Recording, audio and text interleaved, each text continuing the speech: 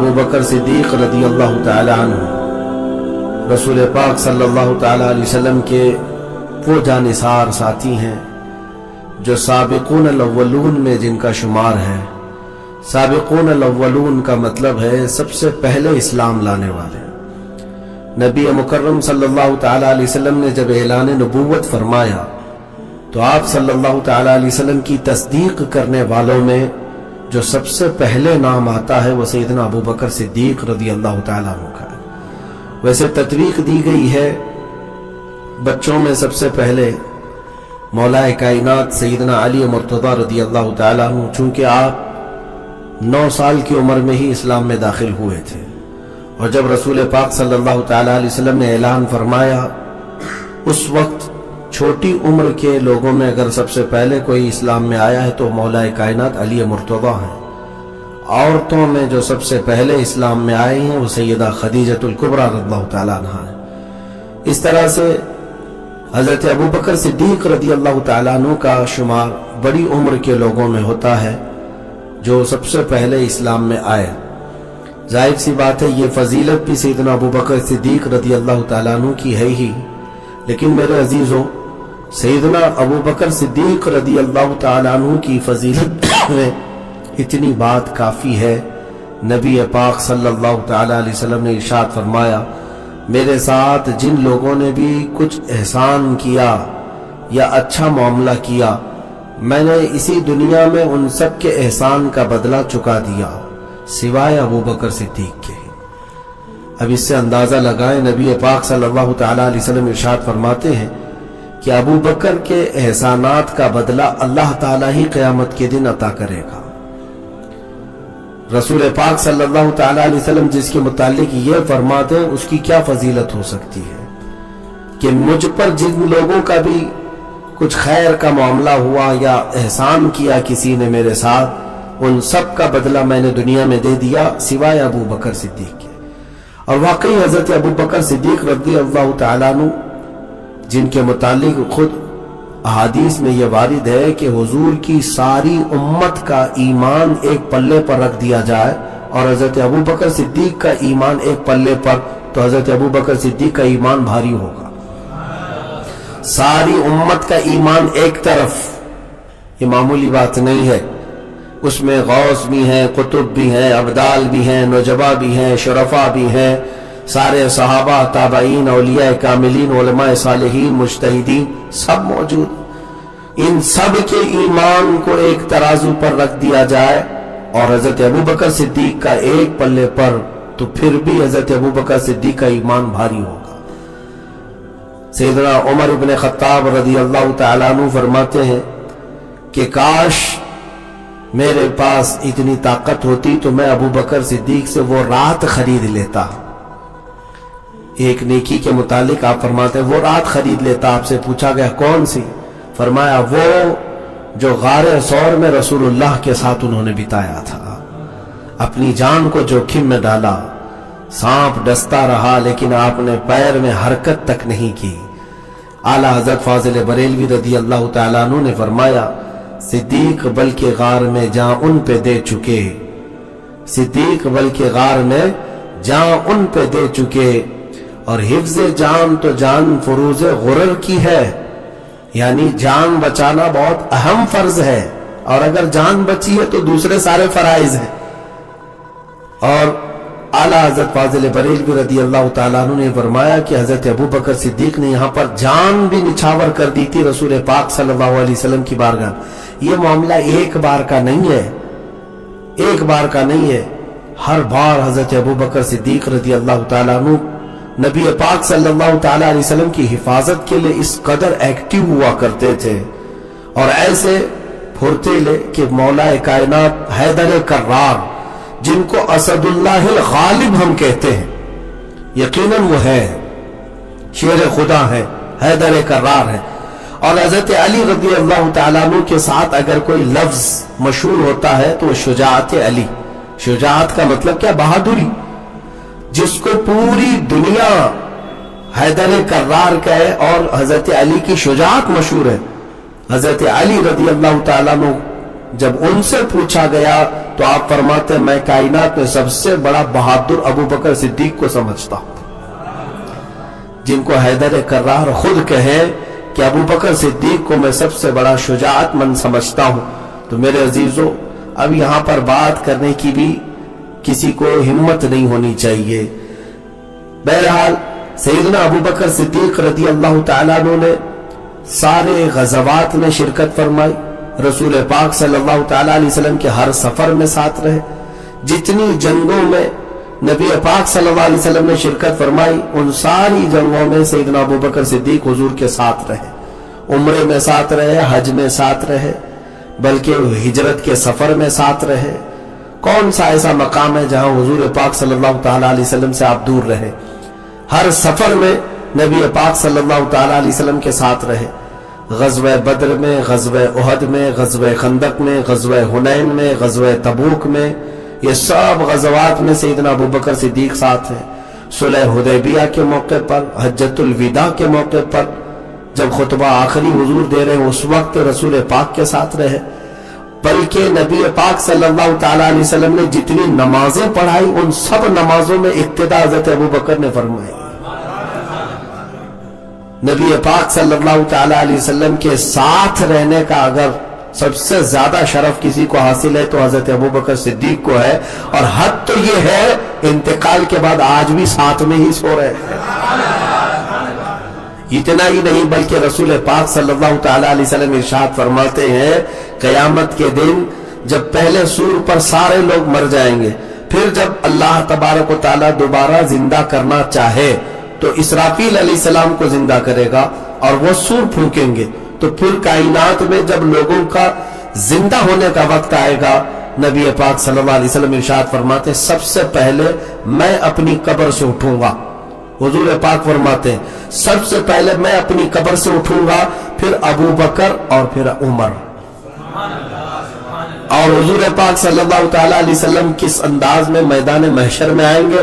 فرماتے ہیں میرا ایک ہاتھ ابو بکر کے کندھے پہ ہوگا، دوسرا عمر ابن خطاب کے کندھے پہ۔ اس شان کے ساتھ رسول پاک صلی اللہ تعالیٰ علیہ وسلم میدان المحشر میں آئیں گے۔ اب اندازہ کریں وہ اس وقت بھی نبی پاک صلی اللہ تعالیٰ علیہ وسلم قیامت کے دن بھی ابو بکر و عمر رضی اللہ عنہما کے ساتھ ساتھ آئیں گے، تو پھر یہاں پر مقامات اور مراتب کو جو لوگ تول رہے ہیں ان کا نمبر ان کا نمبر ان لوگوں کی مت ماری گئی ہے۔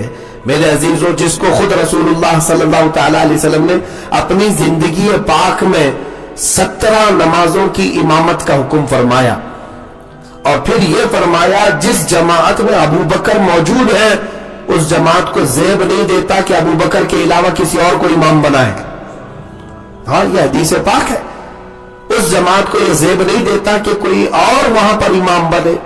اللہ کے حبیب صلی اللہ تعالیٰ علیہ وسلم کی حیات میں اگر کسی نے امامت کی ہے نمازوں کی مسجد نبوی شریف میں تو سوائے حضرت ابو بکر کے کسی نے نہیں کی۔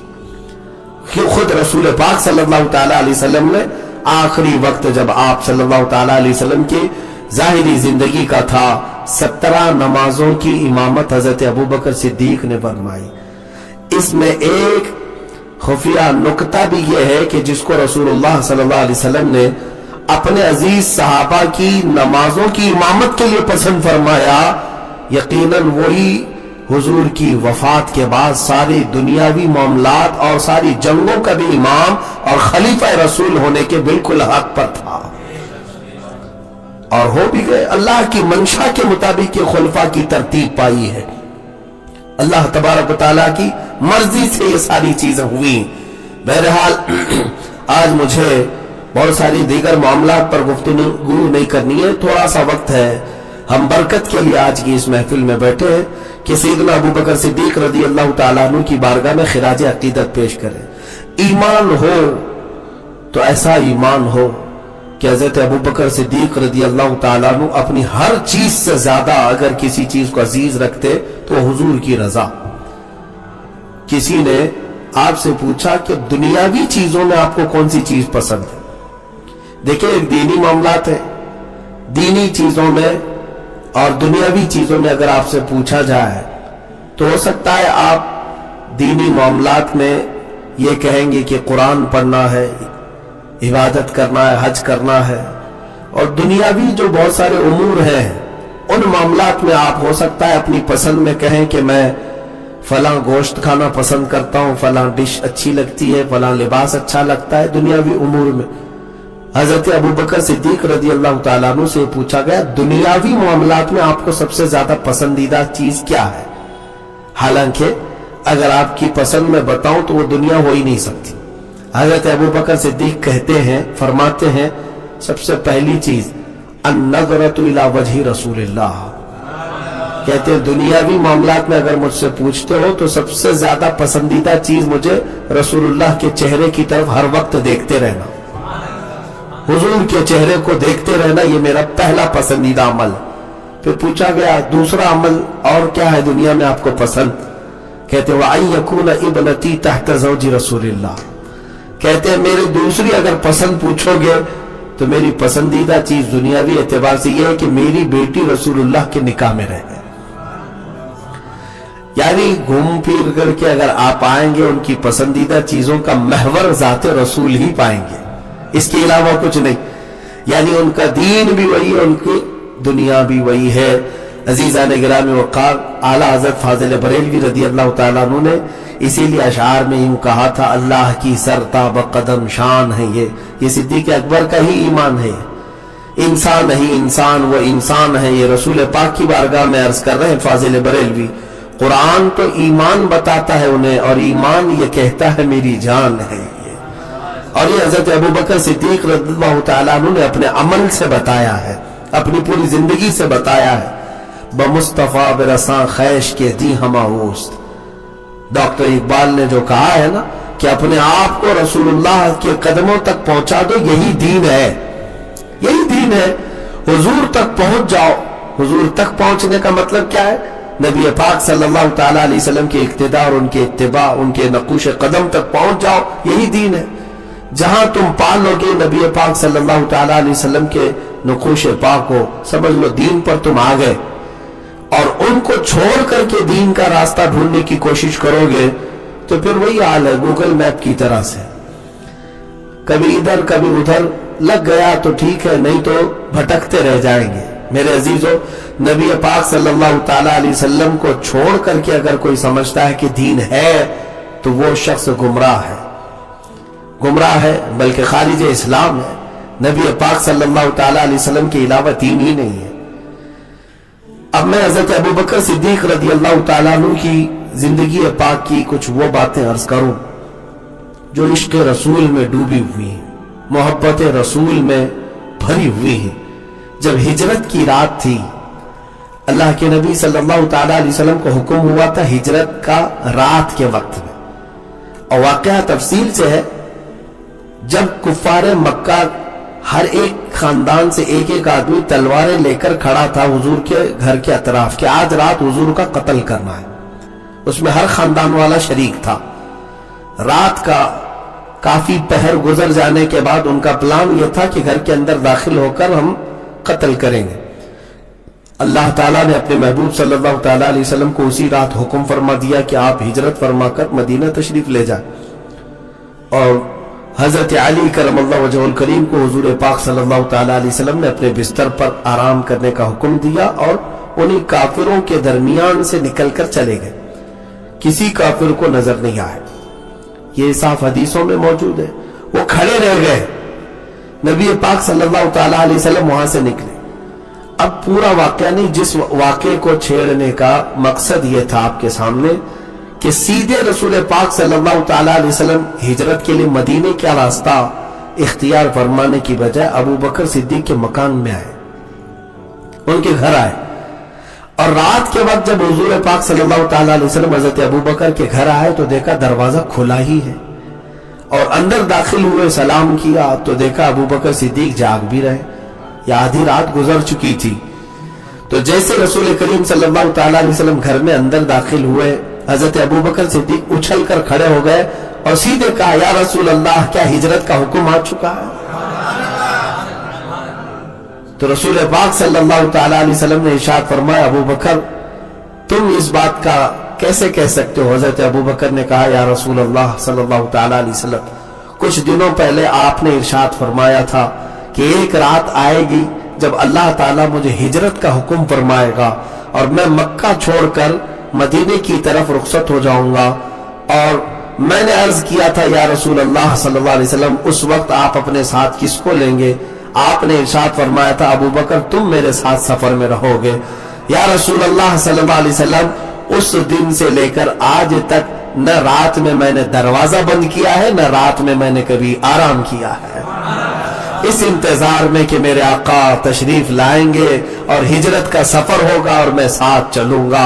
सुना है आप हर आशिक के घर तशरीफ लाते हैं, या रसूल अल्लाह मेरे घर में भी हो जाए चिरागा या रसूल अल्लाह। अजीज़ान गिरामी, ये है मोहब्बत मुस्तफ़ा जो सिद्दीक़ अकबर रज़ी अल्लाह ताला अन्हु की जिंदगी पाक से झलकती है। आपको पता है उन्होंने अपनी हर चीज को वार दिया नबी पाक की जिंदगी पर।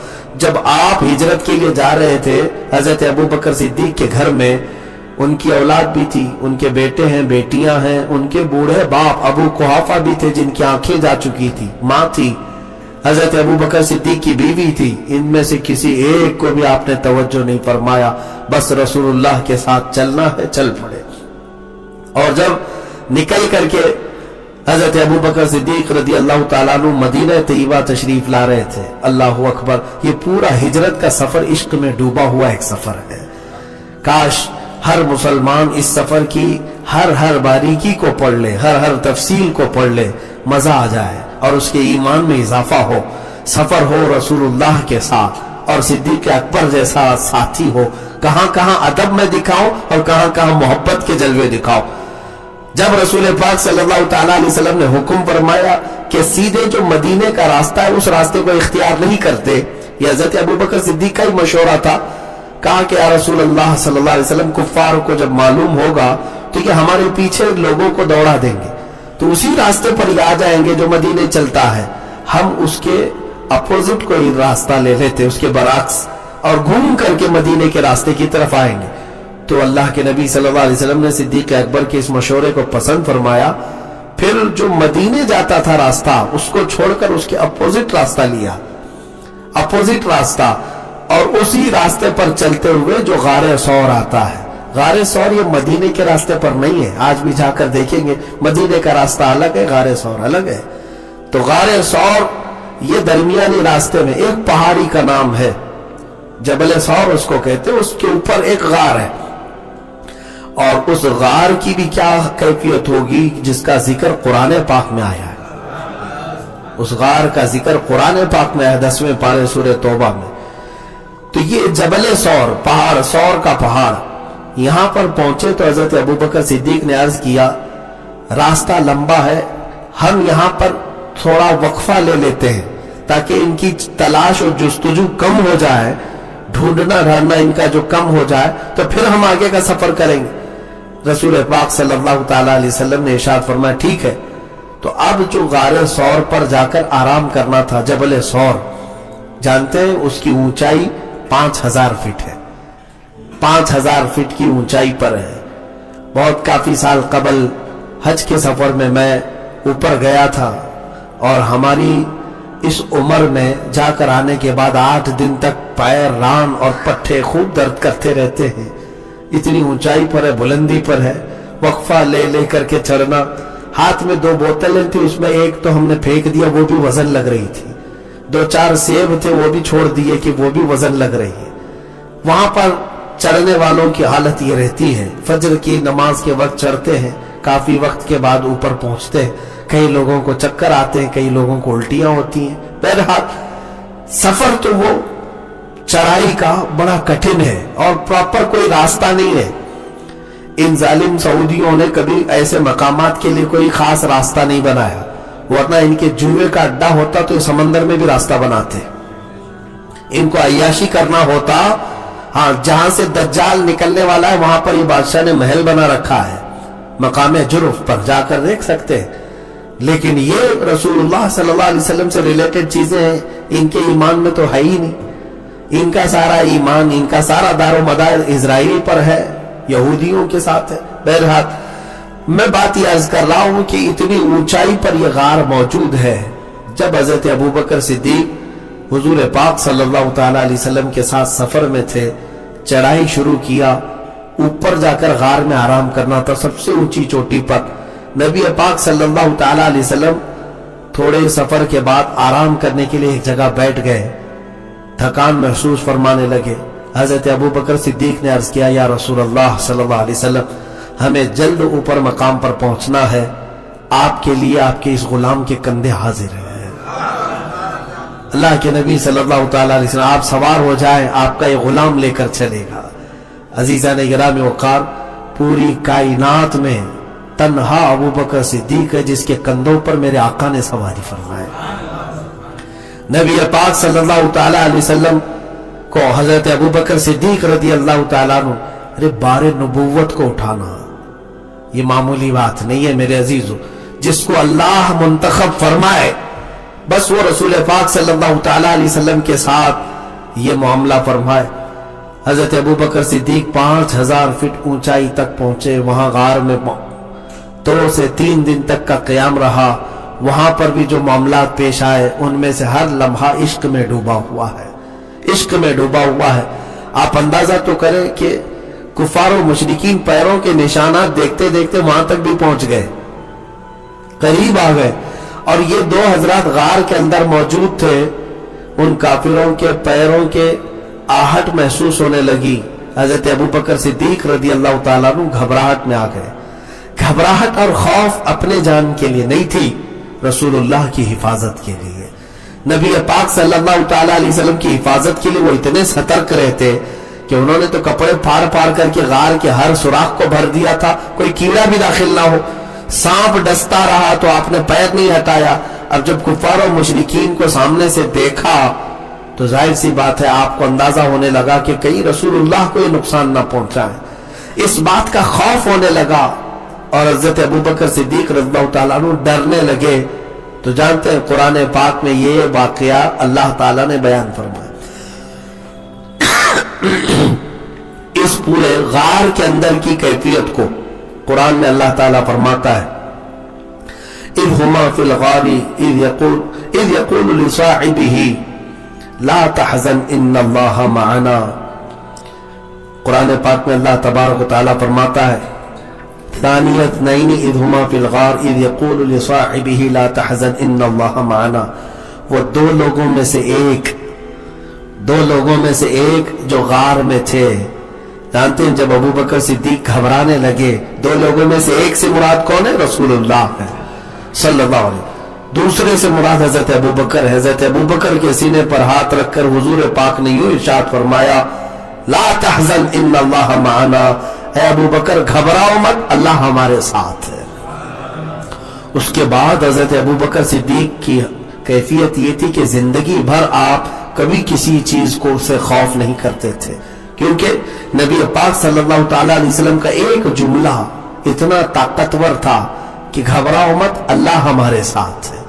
آج ہم سب کو اپنا حرز جاں بنا لینا چاہیے جملہ، چاہے کچھ بھی ہو جائے، اللہ ہمارے ساتھ ہے۔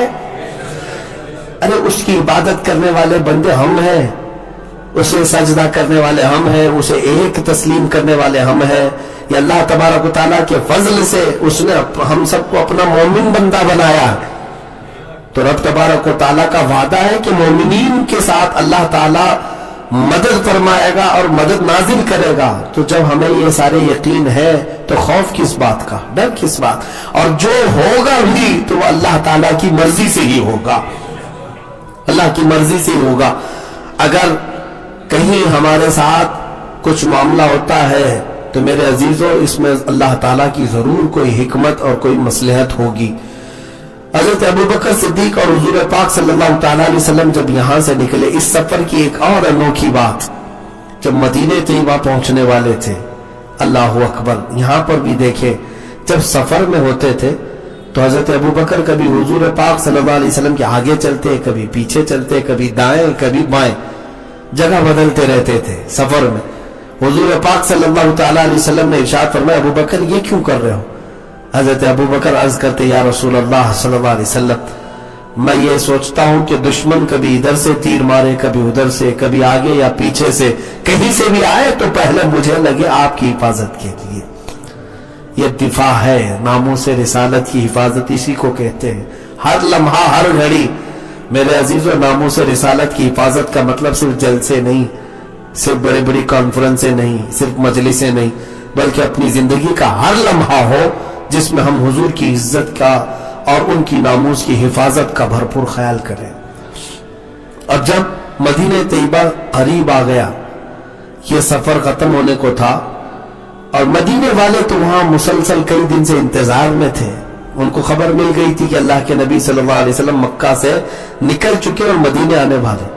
روز وہ ایک اونچے ٹیلے پر جا کر کھڑے ہوتے اور وہاں سے دیکھتے تھے کہ حضور تشریف لا رہے ہیں، حضور تشریف لا رہے ہیں۔ سنیت الوداع کی گھاٹیاں، وہ مدینے میں ایک اونچا ٹیلا تھا، وہاں سے آنے والے سب صاف نظر آتے تھے، تو وہاں جمع ہوتے تھے۔ اور جو دن حضور پاک صلی اللہ تعالی علیہ وسلم کے مدینے میں داخلے کا تھا وہ پیر کا دن تھا۔ حضرت ابوبکر صدیق ساتھ میں تھے، اور مدینے والے بچے سے لے کر جوان، بوڑھے، عورتیں سب وہاں پر جمع تھے۔ اور جیسی ان کو دور سے دو لوگ نظر آنے لگے، ان کی خوشیوں کے ٹھکانے نہیں تھے۔ وہ کہنے گونجنے لگی آوازیں، طلع البدر علینا من ثنیات الوداع وجب الشکر علینا ما دعا للہ داعی۔ وہ خوشیاں منا رہے تھے، لیکن جو معاملہ تھا، جو عشق صدیق مجھے بتانا ہے رسول اللہ کے تہیں صلی اللہ علیہ وسلم، حضرت ابوبکر صدیق نے فوراً اپنا جبہ نکالا، ابھی دور تھے، اور اپنا جبہ نکال کر کے حضور پاک صلی اللہ تعالی علیہ وسلم کے سر کے اوپر سایہ کرنے لگے، حالانکہ پورے سفر میں نہیں، اور اس کو ایک جھنڈا بنا کر حضور اکرم صلی اللہ تعالی علیہ وسلم کے اوپر سایہ کرنے لگے۔ میرے عزیزو، عشق بھی دیکھو، ادب بھی دیکھو۔ نبی پاک صلی اللہ تعالی علیہ وسلم نے ان سے ارشاد فرمایا، ابو بکر یہ کیوں کر رہے ہو؟ حضرت ابو بکر عرض کرتے ہیں، یا رسول اللہ صلی اللہ علیہ وسلم، یہ مدینے والے لوگ جو آپ کے انتظار میں کئی دن سے یہاں پر موجود ہیں، ان میں بہت سارے اجنبی لوگ ہیں جنہوں نے کبھی آپ کو نہیں دیکھا، اور کہیں غلطی سے وہ مجھے نبی نہ سمجھ لے، اس لیے میں اپنا جبہ اٹھا کر آپ پر سایہ کر رہا ہوں، تاکہ لوگوں کو اندازہ ہو جائے آپ رسول ہیں اور میں غلام ہوں۔ عزیزان گرامی، یہ صدیق اکبر رضی اللہ تعالیٰ عنہ کا ادب تو دیکھے، کہیں کوئی شک بھی نہ آئے کسی کو کہ دور سے دیکھنے والا یہ سوچے کہ یہ رسول ہے کہ وہ رسول ہے، حالانکہ جب قریب سے دیکھے گا تو ہر کوئی پہچان لے گا رسول اللہ کا چہرہ ہی کیا ہے۔ لیکن حضرت ابوبکر صدیق رضی اللہ تعالیٰ عنہ کا ادب یہ تھا میرے عزیزو۔ اب یہ نبی پاک صلی اللہ تعالیٰ علیہ وسلم کے حاضر باش صحابہ میں سے حضرت ابوبکر صدیق رضی اللہ تعالیٰ، آپ حدیثوں کی کتابیں اٹھائیں گے، اکثر میں دیکھیں رسول کریم صلی اللہ تعالیٰ علیہ وسلم نے جہاں بیان فرمایا کہ میں باغیچے میں داخل ہوا، پھر ابوبکر اور عمر ساتھ تھے، ہم دسترخوان پر بیٹھے تھے، حضور اگر فرما رہے ہیں میں دسترخوان پر بیٹھا، ابوبکر اور عمر ساتھ تھے، میں سفر میں تھا، ابوبکر اور عمر ساتھ میں تھے، جنگ میں گئے، ابوبکر اور عمر ساتھ میں تھے، پہاڑ پر چڑھائی کیا، ابوبکر اور عمر ساتھ میں تھے۔ ہر جگہ آپ حدیثوں میں دیکھیں رسول کریم صلی اللہ تعالیٰ علیہ وسلم کے ذکر کے ساتھ اگر اور کسی کا ذکر زیادہ کثرت سے ملتا ہے، ابوبکر، عمر رضی اللہ تعالیٰ عنہما۔ میرے عزیز و دیگر سارے صحابہ ہمارے لئے افضل ہیں، اور سب ہمارے سروں کے تاج ہے، اور وہ نجوم الہدایہ ہیں، لیکن صدیق اکبر کا مقام اور ہے۔ افضل الخلق بعد البشر بعد الانبیاء بالتحقیق، افضل البشر بعد الانبیاء بالتحقیق، ہم خطبے میں بھی پڑھتے، نبیوں کے بعد اگر ساری مخلوق میں کوئی افضل ہے تو حضرت ابوبکر صدیق ہے۔ سارے غوث ہوں، قطب ہوں، ابدال ہوں، سارے لوگوں کسی کے، سارے صحابہ سب سے افضل حضرت ابوبکر صدیق رضی اللہ تعالی نبیوں کے بعد۔ رسول کریم صلی اللہ تعالی علیہ وسلم کے اس صحابی نے اپنی ساری چیزیں قربان کی تھی رسول پاک صلی اللہ تعالی علیہ وسلم کی بارگاہ میں۔ ان کی محبت کا معیار بھی یہ ہے کہ بدر کے میدان میں ان کے بیٹے ان کے سامنے آ گئے، کافروں کی طرف سے بیٹا آیا ہے، اور باپ حضور پاک صلی اللہ تعالی علیہ وسلم کے وفادار خلیفہ ساتھی ہیں، جنگ ہو رہی ہے۔ اچھا ایک بات یہ بھی میں بتاؤں، انشاءاللہ پھر کبھی مجھے عرض کرنا ہو جنگ بدر کی تفصیلات میں کبھی آپ نے یہ نہیں سنا ہوگا کہ مقابلہ کن کن لوگوں سے کن کن کا تھا. اکثر تو آپ تاریخ میں یا جب بیان ہوتا ہے تو غزوہ بدر کو آپ سن لیتے ہوں گے ایسی لڑائی ہوئی, لیکن اگر میں بتاؤں نا حیرت ہوگی آپ کو کہ اکثر ادھر سے جو لڑ رہا ہے اور ادھر سے جو لڑ رہا ہے آپس میں رشتہ داریاں ہیں. ماموں بھانجا آمنے سامنے ہے, چاچا بھتیجا آمنے سامنے, باپ بیٹا آمنے سامنے ہے, بھائی بھائی آمنے سامنے ہے, لیکن کس بنیاد پر؟ صرف اور صرف حقانیت کی بنیاد پر. عزیزان گرامی وقار, انہوں نے کبھی اپنے رشتوں کو نہیں دیکھا بلکہ سارے رشتے ہمارے رسول اللہ کی محبت سے ہو کر چلتے ہیں. اگر وہ نہیں ہے تو پھر کوئی رشتہ ہمارا نہیں ہے. غزوہ بدر کی بات تو بیٹا کافروں کی طرف سے آیا, پھر چند دنوں کے بعد وہ بھی ایمان لے آئے. حضرت ابوبکر صدیق رضی اللہ تعالیٰ عنہ کے بیٹے ایک دن وہ دسترخوان پر بیٹھے کہہ رہے تھے کہ بابا جان آپ کو پتا ہے آپ میری تلوار کے نیچے بدر کے دن 3 بار آ گئے تھے, 3 بار میری تلوار کے نیچے آ گئے, لیکن باپ تو باپ ہوتا ہے, میں کیسے آپ کی گردن پر تلوار چلاتا. حضرت ابوبکر صدیق نے فرمایا بیٹا اگر تو ایک بار بھی میری تلوار کے نیچے آتا تو میں یہ نہیں دیکھتا کہ میرا بیٹا ہے, میں دشمن رسول سمجھ کر قتل کر دیتا. میرے لیے بیٹا عزیز نہیں, میرے لیے رسول اللہ کی محبت عزیز ہے. یہ وہ لوگ ہیں جن کے متعلق قرآن عظیم میں اللہ تعالیٰ نے فرمایا لا تجد قوما یؤمنون باللہ والیوم الآخر یوادون من حاد اللہ ورسولہ ولو كانوا آباءهم او ابناءهم او اخوانهم او عشیرتهم. اللہ فرماتا ہے جو ایمان والے لوگ ہیں, اللہ اور آخرت پر ایمان رکھتے ہیں, آپ ان لوگوں کو ایسا نہیں پائیں گے کہ وہ اللہ اس کے رسول کے دشمنوں کو دوست بناتے ہوں, چاہے وہ ان کے بھائی ہوں, بیٹے ہوں, باپ ہوں, چاہے ان کے رشتہ دار ہوں. اللہ اس کے رسول کے دشمنوں کو کبھی وہ دوست ہرگز نہیں بناتے. یہ ایمان والوں کی علامت اللہ تعالیٰ نے بیان فرمائی قرآن عظیم میں. عزیزان گرامی وقار, آج حالات ایسے ہیں, مجھے یہاں پر عرض کرنی ہے, لوگوں کے سامنے بہت ساری مصلحتیں ہیں, بہت ساری باتیں. اب تو معاملات ایسے ہو گئے ہیں کہ لوگ اس کو ہلکے میں لینے لگ گئے. میرے عزیزوں, جس سے حضور صلی اللہ تعالیٰ علیہ وسلم کی ادنا سی گستاخی ہو گئی, سرزد ہو گئی, اس کا ایمان چلا گیا, اس کا ایمان ختم ہو گیا ہے. اور ایسا آدمی جس سے گستاخی صادر ہو چکی ہو, اگر تم اس سے رشتہ اور اس سے تعلق اور اس سے محبتوں کے معاملات جاری رکھتے ہو, یاد رکھنا گستاخ رسول کا جو انجام ہوگا وہی انجام تمہارا بھی. اس لیے کہ گستاخ سے تم راضی رہے, اس کی گستاخی پر اگر تم راضی رہے اور اس کے ساتھ محبت کا معاملہ کرتے رہے, اس کے ساتھ رشتے ناطے کرتے رہے, ایک دن تو رسول اللہ کے سامنے تمہیں بھی کھڑا ہونا ہے. اگر اللہ کے نبی صلی اللہ تعالیٰ علیہ وسلم تم سے یہ سوال کرے کہ نبی پاک صلی اللہ تعالیٰ علیہ وسلم تم سے یہ پوچھے کہ یہ شخص تو میری گستاخی کرتا تھا یا میرے گستاخوں کو صحیح سمجھتا تھا اور تو نے اس کے ساتھ اپنے رشتے کیسے قائم رکھے, میرے عزیزوں کوئی جواب ہوگا تمہارے پاس. اس لیے اپنا رشتہ اور اپنی زندگی کے معمولات ایسے بنا لو کہ جو نبی سے ہو بیگانہ اسے دل سے جدا کر دے, جو نبی سے ہو بیگانہ اسے دل سے جدا کر دے, پدر مادر برادر جان و مال ان پر فدا کر دے. یہ حضور تاج الشریعہ رحمت اللہ تعالیٰ علیہ نے فرمایا تھا. در حقیقت یہ حدیث کا مفہوم ہے. تمہارا ایمان بھی اس وقت تک کمپلیٹ نہیں ہوگا جب تک تم ان سارے لوگوں سے زیادہ حضور سے نہیں محبت کرو گے. تو تمہارے لیے کوئی رشتہ آڑے نہیں آنا چاہیے کہ بھائی کا رشتہ فلاں جگہ سے ہو گیا ہے, مجھے بھی تھوڑا سا خیال رکھنا پڑتا ہے, ہماری بہن فلاں جگہ دی گئی ہے, مجھے خیال کرنا پڑتا ہے.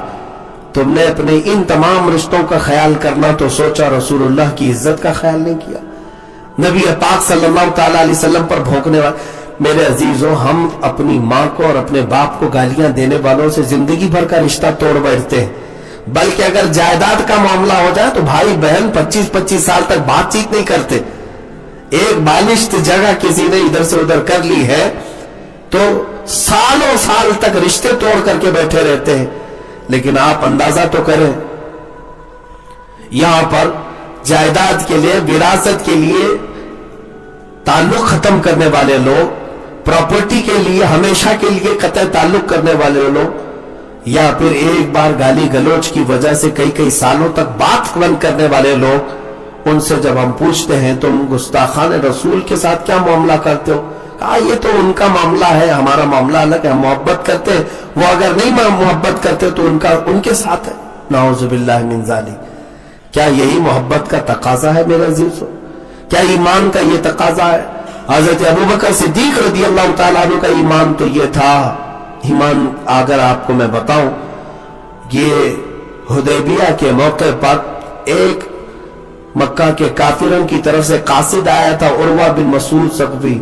وہ جب بات کر رہا تھا حضور پاک صلی اللہ تعالیٰ علیہ وسلم سے، تو حضور کی داڑھی کی طرف سے ہاتھ لگا کر بات کر رہا تھا۔ یہ عربوں کا دستور تھا، بات کرتے۔ صدیق اکبر رضی اللہ تعالیٰ نے اس کے ہاتھ کو مار کر جھٹک دیا، کہا نیچے ہاتھ رکھ۔ اس نے پھر کہا کہ یہ تو کوئی معاملہ نہیں ہے۔ حضرت ابوبکر صدیق نے کہا خبردار، تو اللہ کے رسول سے بات کر رہا ہے۔ ہاتھ تک اٹھا کر بات کرنے کو حضرت ابوبکر صدیق گوارا نہیں کرتے تھے۔ اور اس کے بعد جو جملے حضرت ابوبکر صدیق نے کہے نا، وہ میں کہوں تو آپ لوگوں کو ایسا لگے گا بہت سخت جملے ہیں۔ ہاں، حضرت ابوبکر صدیق جلال میں اتنے سخت جملے اس قاصد سے کہے تھے۔ اتنا ہی نہیں، یہ تو چھوڑو، وہ کافروں کی طرف سے آیا تھا، کافروں کی طرف سے آیا تھا۔ لیکن آپ کو میں یہ بتاؤں، حدیبیہ کا موقع ایسے امتحان کا تھا صحابہ کے، ایسے امتحان کا کہ رسول کریم صلی اللہ علیہ وسلم مکہ کے کافروں کے ساتھ صلح کر رہے ہیں۔ کس بات پر؟ 1400 صحابہ عمرہ کے لیے گئے ہیں، احرام پہن کر کے، جانور قربانی کے لیے لے کے گئے۔ 35 کلومیٹر باقی رہ گیا مکہ، لیکن مکہ والے اندر آنے نہیں دے رہے، مکہ کا راستہ روک کر رکھے اور جنگ کرنے پر تیار ہے۔ صحابہ میں اکثر صحابہ یہ چاہتے تھے کہ حضور جنگ کی اجازت دے دے، ہم ان کے پرخچے اڑائیں گے۔ ارے جنگ بدر بھی ہو چکی تھی، احد بھی، خندق بھی، اچھا تجربہ ہو چکا تھا۔ یہ 6 ہجری میں حدیبیہ کا موقع ہو رہا ہے، جبکہ جنگ بدر، احد، خندق سب ہو چکی تھی، تو جنگوں کا ان کو تجربہ بھی تھا، اور مکہ والوں کو کہاں سے لٹانا ہے، کہاں سے مارنا ہے اچھی طرح جانتے تھے۔ اور حدیبیہ کے موقع پر اللہ کے نبی اجازت نہیں دے رہے، رسول پاک صلی اللہ تعالیٰ علیہ وسلم جنگ کا حکم نہیں فرما رہے۔ یہاں تک کہ صلح کرنے کی جب بات آئی تو مکہ والے زور زبردستی ایسی صلح نامہ پر دستخط کروا رہے تھے جس میں بظاہر لگتا تھا کہ مسلمان شکست کھائے ہوئے۔ مکہ والے کہہ رہے تھے اس سال آپ کو ہم عمرہ آنے نہیں دیں گے، آپ یہیں احرام کھولو، واپس مدینے جاؤ۔ سوچو آپ، 450 کلومیٹر کا سفر ہے، اس میں صرف اور صرف 35 کلومیٹر باقی رہ گیا اور ان کو واپس دوڑا رہے ہیں مدینے۔ اس وقت کیا کیفیت ہوگی؟ مکہ، خانہ کعبہ ان کے باپ کی جاگیر تو ہے نہیں، برسوں سے ہر ایک کے لیے کھلا ہوا وہ گھر، لیکن مکہ والے وہاں سے واپس کر رہے تھے۔ دوسری بات یہ تھی کہ اگلے سال آئیں گے بھی تو تنہا تنہا آئیں گے اور کوئی ہتھیار ساتھ میں نہیں لے آئیں گے۔ یہ ایگریمنٹ میں جو چیزیں لکھی گئی تھی، سیٹلمنٹ جس بات پر ہو رہا تھا، سیٹلمنٹ، میمورینڈم آف سیٹلمنٹ بولتے ہیں نا اس کو، ہاں، اس کو ایم او یو جو ہو رہا تھا، جو بھی ہے انڈرسٹینڈنگ کا، اس میں مکہ والے یہ بھی لکھوا رہے تھے کہ مدینے سے اگر کوئی ہمارے مکہ میں آئے گا تو ہم اس کو واپس نہیں کریں گے، اور مکہ سے کوئی مدینے جائے گا تو آپ کو واپس کرنا پڑے گا، اسے واپس کرنا پڑے گا۔ یہ سب باتیں تھی۔ رسول پاک صلی اللہ تعالیٰ علیہ وسلم سب باتوں کو مان رہے تھے، ٹھیک ہے جیسا تم کہہ رہے ہو ٹھیک ہے۔ یہاں تک کہ ان خبیثوں نے جو صلح نامے پر نام لکھا ہوا تھا، محمد رسول اللہ صلی اللہ تعالیٰ علیہ وسلم اور قریش کے رئیسوں کے بیچ میں یہ ایگریمنٹ ہے، تو انہوں نے اس بات پر بھی اعتراض کیا کہ ہم رسول اللہ آپ کو نہیں مانتے، یہ لفظ ہٹاؤ۔ تو حضرت علی رضی اللہ تعالیٰ عنہ یہ صلح نامہ لکھ رہے تھے، حضور نے فرمایا مٹا دو۔ حضرت علی قلم چھوڑ کر اٹھ گئے، کہا کہ یہ مجھ سے نہیں ہوگا، یہ رسول اللہ لکھا ہوا لفظ میں نہیں مٹاؤں گا۔ خود رسول پاک صلی اللہ تعالیٰ علیہ وسلم نے مٹایا اور محمد بن عبداللہ لکھا، اس لیے کہ یہ صلح جو ہو رہی تھی وہ نگاہ نبوت دیکھ رہی تھی کہ ہونا کیا ہے، لیکن سب کی نگاہیں وہاں تک تو نہیں پہنچ سکتی۔ بظاہر تو ایسا لگ رہا تھا کہ دب کے صلح ہو رہی، ارے میاں ہم تو طاقت والے، جب 313 تھے تو ان کے پرخچے اڑا دیے تھے، اب 1400 آئے ہیں، 1400 آئے کیا کر لیں گے؟ لیکن حضور کی حکمت تھی، حضور کی مصلحت تھی۔ اب جب حضور پاک صلی اللہ تعالیٰ علیہ وسلم نے یہ صلح پر دستخط کر دی تو حضرت عمر کا وہاں پر جو معاملہ تھا، جو مجھے بات عرض کرنی ہے اس پورے واقعے میں، صدیق اکبر کا ایمان مجھے بتانا ہے کیا۔ اور حضرت عمر کو دیکھے جلال یہ تھا کہ حضور کے پاس آئے، کہا یا رسول اللہ ہم حق پر نہیں ہیں؟ کہا کیوں نہیں عمر، ہم حق پر ہیں، تو پھر کیوں یہ دستخط کر رہے ہیں؟ ہم دب کر کے کیوں ان کی بات مانیں گے؟ آپ جنگ کی اجازت دیں، ابھی ہم جنگ کے لیے نکلیں گے۔ حالانکہ احرام کی حالت میں تھے۔ رسول پاک صلی اللہ علیہ وسلم نے فرمایا عمر جو میں دیکھ رہا ہوں وہ تم نہیں دیکھ رہے۔ حضرت عمر گئے، دوسرے صحابہ کو پکڑ پکڑ کر کہنے لگے تمہارا کیا مشورہ ہے، تمہاری کیا رائے؟ سب صحابہ کہہ رہے تھے جنگ ہونا چاہیے، جنگ ہونا چاہیے۔ حضرت عمر نے دیکھا کہ اکثر کی رائے تو یہی ہے، جنگ ہونا چاہیے۔ پھر حضرت عمر کہتے ہیں کہ ابو بکر کو منا لے، اور حضور ابو بکر کی بات کو رد نہیں کرتے، تو آئے سیدھے ابو بکر صدیق کے پاس۔ حضرت ابو بکر سے کہا ابو بکر دیکھ نہیں کیا ہو رہا ہے، صلح ہو رہی ہے، دب کر ان شرطوں پر، اور حضور پاک صلی اللہ علیہ وسلم دستخط کر رہے ہیں، جنگ کی اجازت نہیں دے رہے، حکم نہیں دے رہے، ابو بکر آپ کیا کہتے ہیں؟ جب یہ حضرت عمر بول رہے تھے حضرت ابو بکر صدیق ان کے کندھوں کو پکڑ کر زور سے ہلاتے ہیں اور ایک جملہ کہتے ہیں الزم غرضک یا عمر، اے عمر ہوش سنبھال کر بات کر، اس لیے کہ جس کے بارے میں تو بات کر رہا ہے وہ اللہ کے رسول ہے، وہ اللہ کے